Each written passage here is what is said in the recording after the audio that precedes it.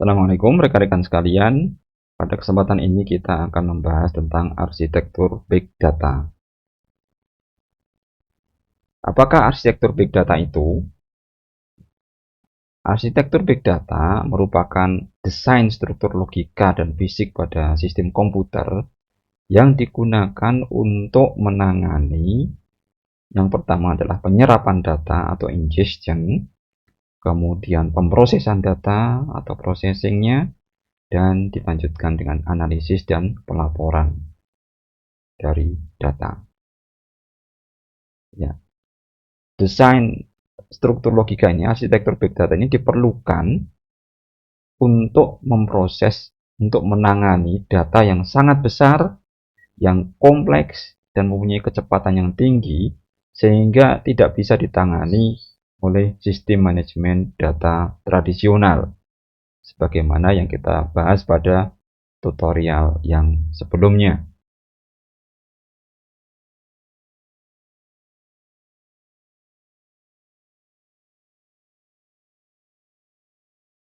Solusi Big Data umumnya mencakup satu atau lebih dari pekerjaan-pekerjaan seperti berikut, yaitu pemrosesan batch terhadap data statis, kemudian pemrosesan real time terhadap data dinamis, dan juga bisa juga pekerjaan berupa eksplorasi interaktif terhadap data, dan analitis prediktif dan pembelajaran mesin atau machine learning.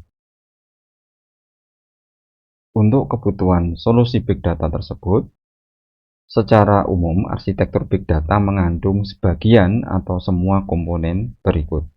Yang pertama adalah data source atau sumber data. Semua solusi Big Data dimulai dari satu atau sejumlah sumber data. Data bersumber dari berbagai input dengan format yang bervariasi, baik terstruktur, semi terstruktur, maupun tidak terstruktur. Contohnya diantaranya pada data terstruktur dari database relasional, misalnya dari aplikasi ERP atau Enterprise Resource Planning, dan CRM atau Customer Relationship Management. Kemudian contoh data semi terstruktur yaitu dari sosial media. Kemudian contoh yang tidak terstruktur yaitu file-file statis dari log aplikasi, misalnya file log dari web server. Dan juga ada sumber data dari data real time, misalnya dari perangkat IoT. Masing-masing tipe data tersebut memerlukan komponen yang sesuai untuk penyerapannya atau ingestion. Misalnya Apache Scoop digunakan untuk menyerap data terstruktur dari RDBMS. Dan Apache Flume digunakan untuk menyerap data semi terstruktur dan tidak terstruktur. Kemudian yang berikutnya, layer yang berikutnya adalah data storage atau penyimpanan data. Data untuk operasi pemrosesan batch biasanya disimpan dalam file sistem terdistribusi yang bisa menyimpan data dalam volume yang sangat besar dan berbagai variasi format. Contoh komponen pada layar penyimpanan ini adalah HDFS atau Hadoop Distributed File System, kemudian HBase dan MongoDB. Kemudian komponen yang berikutnya adalah batch processing atau pemrosesan batch. Ini adalah layar pemrosesan untuk data yang tidak memerlukan proses yang interaktif atau real time. Di sini dilakukan pemfilteran, agregasi, dan penyiapan data untuk analisis terhadap dataset yang sangat besar yang umumnya outputnya dituliskan ke dalam file.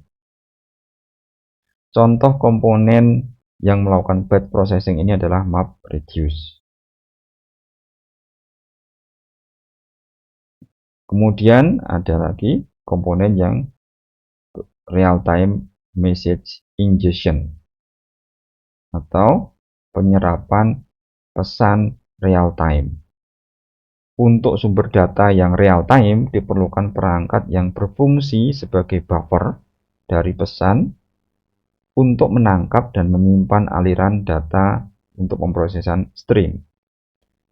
Aplikasi untuk ini harus mendukung pemrosesan berskala, karena ini sangat dinamis sekali, bisa sangat banyak atau bisa sedikit. Ya. Kemudian juga pengiriman yang handal dan perlu adanya antrian atau queue. Contoh aplikasi ini adalah yang bisa digunakan adalah Apache Kafka. Kemudian ada yang berikutnya adalah stream processing. Setelah pesan real time ditangkap melalui real time message ingestion tadi, proses selanjutnya adalah pemrosesan stream atau aliran. Di sini dilakukan pemfilteran, agregasi, dan penyiapan data untuk analisis secara real time. Aliran data yang telah terproses selanjutnya diteruskan ke output sink untuk diproses lebih lanjut. Contoh komponen yang bisa digunakan untuk stream processing ini adalah Apache Spark, Storm, dan Flink. Kemudian layer berikutnya adalah Analytical Data Store, yaitu ini untuk penyimpanan data analitik. Jadi banyak solusi big data menyiapkan data untuk dianalisa, ya, dianalisis dan menyimpan data yang diproses. Arsitektur big datanya ini akan menyimpan data yang diproses dalam format yang terstruktur sehingga bisa di-query oleh perangkat untuk analisis data. Bagian ini analog dengan data warehouse pada manajemen data tradisional. Contoh aplikasi pada layer ini adalah Apache Hive, kemudian Hubase, dan Spark SQL. Dan layer yang berikutnya adalah analisis dan reporting, ya, analisis dan untuk pelaporan data. Sebagaimana pada data science secara umum, solusi big data bertujuan untuk menyajikan insight dari data melalui analisis dan pelaporan atau penyajian data. Di sini bisa digunakan berbagai perangkat untuk pemodelan dan visualisasi, yaitu Business Intelligence Tool seperti Tableau atau Microsoft Power BI. Untuk analisis dan reporting ini bisa juga dilakukan menggunakan bahasa scripting seperti Python atau R. Nah, kemudian akhirnya orchestration. Kebanyakan solusi big data terdiri dari operasi pemrosesan yang berulang yang dirangkum dalam workflow. Mulai dari pengambilan data hingga pemrosesannya untuk disimpan pada analytical data store atau langsung ditampilkan sebagai report pada dashboard.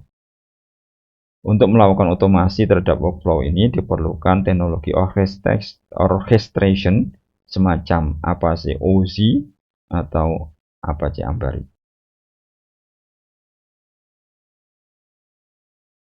Dengan adanya arsitektur yang terbagi dalam komponen atau layer, kita bisa mendapatkan keuntungan berikut. Yang pertama adalah fleksibilitas dalam pilihan teknologi.